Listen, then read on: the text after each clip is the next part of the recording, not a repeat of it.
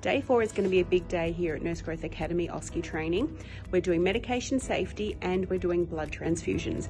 But before we get started, I wanted to give you a quick tour of our lab.